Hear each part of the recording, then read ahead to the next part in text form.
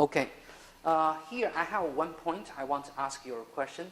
When we practice every movement, we have a generally requirement, which is your torso cannot lean back.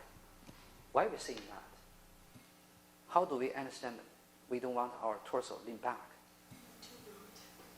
To what? To root.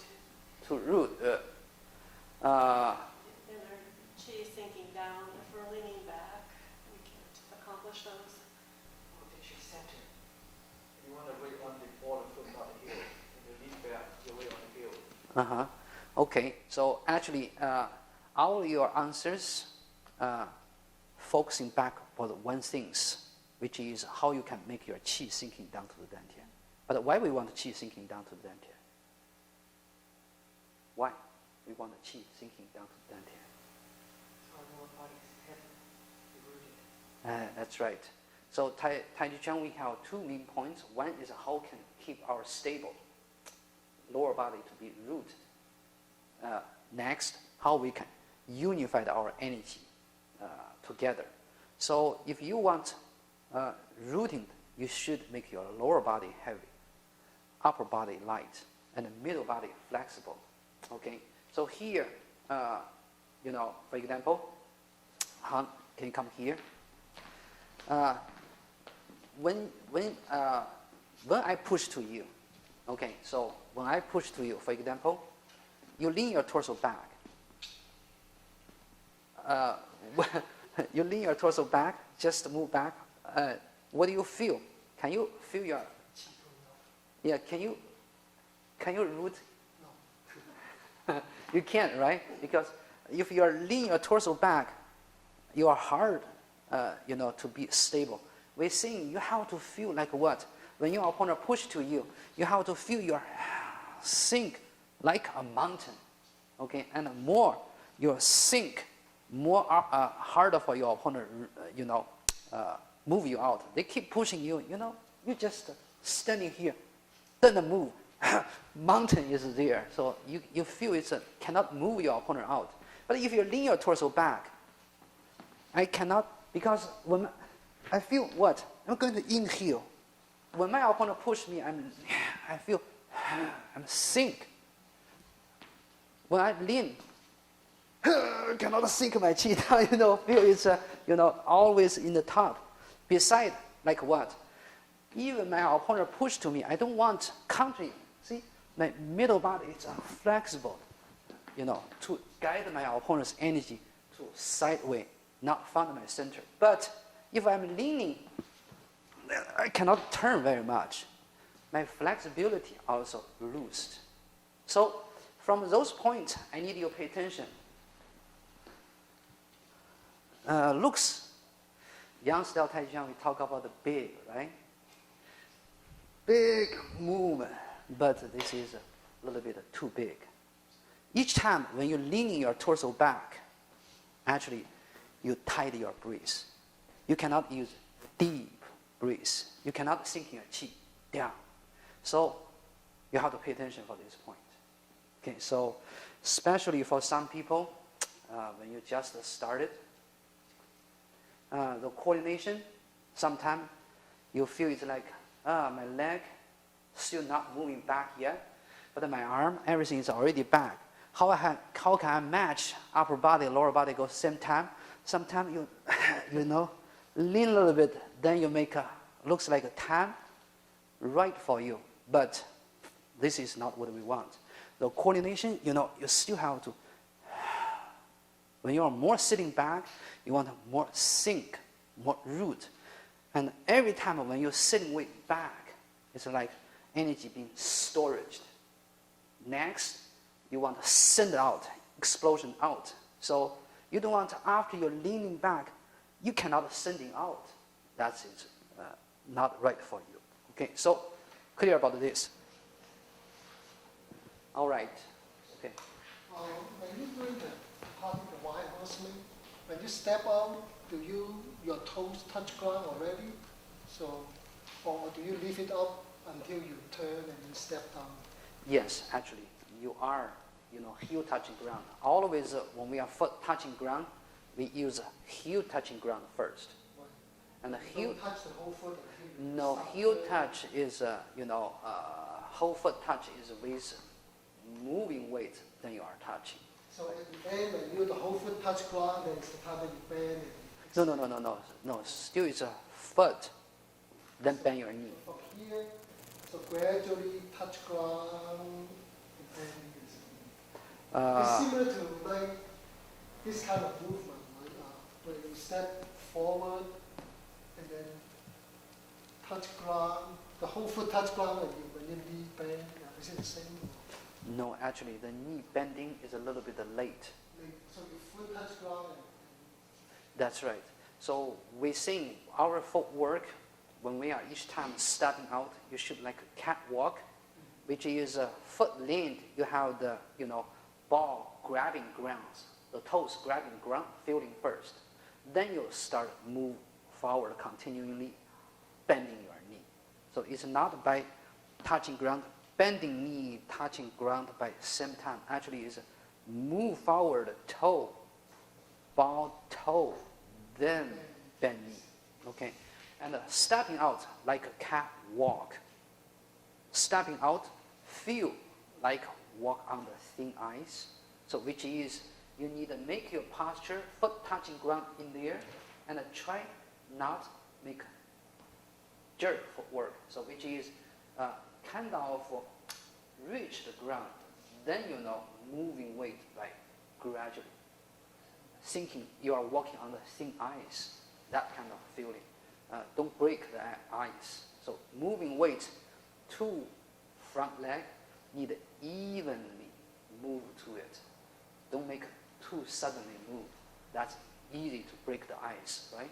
So this is about the feeling you should have. Okay. So any other question? I've noticed sometimes with some beginning students, and so I want to clarify for myself too, when you bring your foot in to step out, you don't want to collapse the knee in, right? You want to always keep the quad rounded Yes. when stepping in. Yes. Not only that, each time when we are make a transition footwork, for example, word of left to word of right, not only, don't clap your, crutch. Sometimes, hip, also you need to pay attention, keep dropping down. Because each time when we picking up leg, some people, because the leg is not strong enough, when they are start picking up ground of the other leg, then they use this part to helping them to picking up. So I need you to do is picking up, keep relax your waist, not, hip up. Okay. When your arms come together, that, and then you're stepping out, you're looking to the left and then to the right like that. Is that an example of what we mean by look left and gaze right? Oh, here is actually the meeting. The meeting is you transfer your arm to your opponent's arm to the left, which is when my opponent coming to me. Okay, so here I'm kind of reach my opponent, but I transfer to the left. Then I'm from here, to bring my opponent out. So that's the the meaning of this movement. What I did the right side, but doesn't matter you do right or left. So same thing from the other side. Okay, from the other side. So same thing. I'm kind of from here. I'm still can be going like that, and use whatever. This time, first time I did the transfer. This time I even without transfer. So that's still can be works. Okay, so which is here we have the meaning by transfer your opponent's arm to this side. That's bring our arm, bring our looking direction, changing to the other side. Okay, but even we don't, so here is a mean arm. You want to follow mean arm direction to go with it. Okay, so that's the looking direction. But actually, when your opponent is here, you don't want to look here. Right? You want to sort of go and then do. Or do you still want to look here, even though your opponent is right in front of you? Generally, where is your opponent?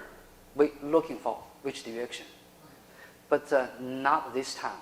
This time, because you are following the min arm direction, like what I said, you transfer to this side.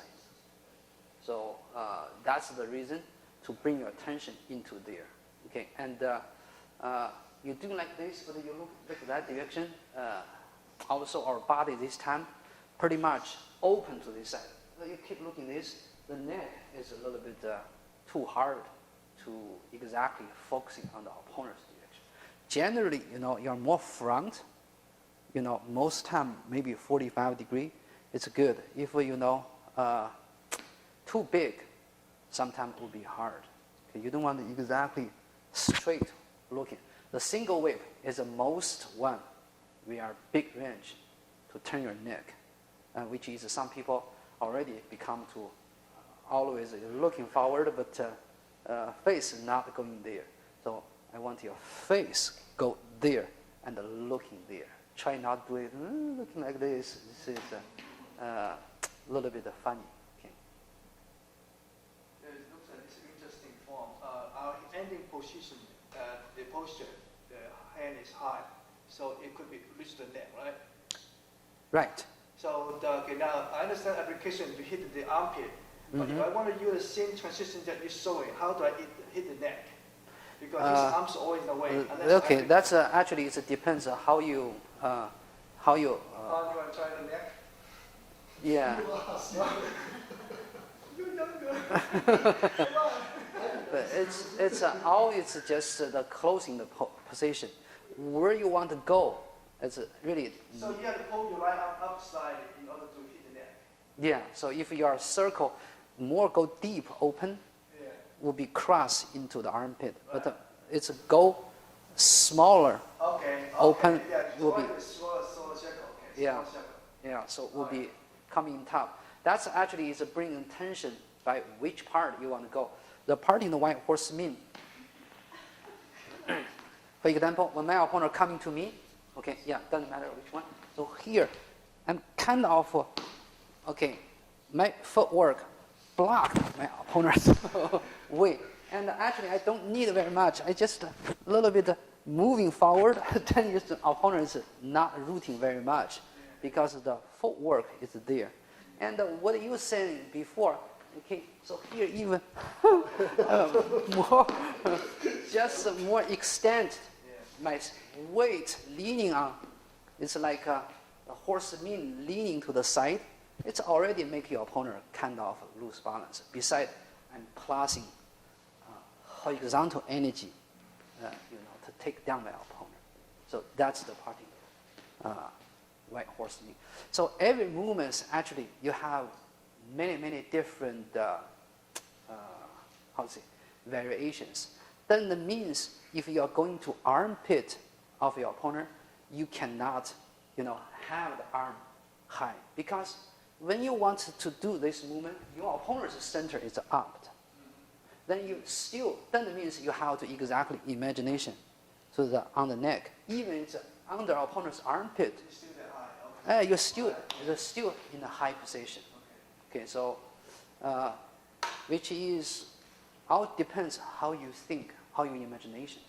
Yeah, I saw a picture. They do that form at the other guy. I think it was grandfather picture. I saw you actually fly up. Yeah. This one here.